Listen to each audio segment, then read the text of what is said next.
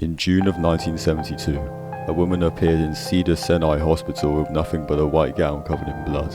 Now this in itself should not be too surprising, as people often have accidents nearby and come to the nearest hospital for medical attention.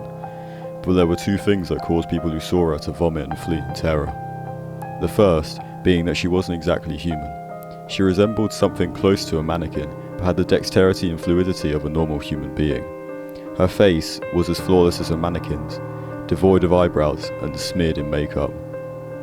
She had a kitten clenched in between her teeth, her jaws clamped so unnaturally tightly around it to the point where no teeth could be seen. The blood was still squirting out over her gown and onto the floor. She then pulled it out of her mouth, tossed it aside and collapsed onto the floor.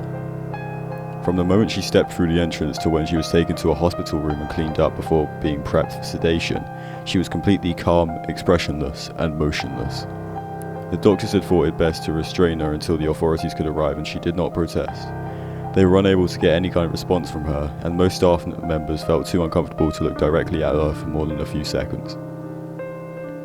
But the second the staff tried to sedate her, she fought back with extreme force, two members of staff holding her down as her body rose up on the bed with that same blank expression.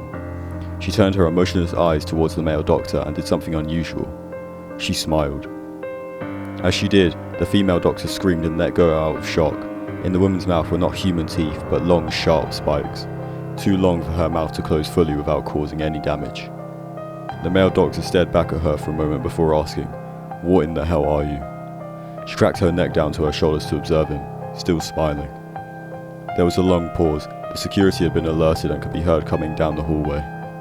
As he heard them, she darted forward, sinking her teeth into the front of his throat, ripping out his jugular and letting him fall to the floor, gasping for air as he choked on his own blood.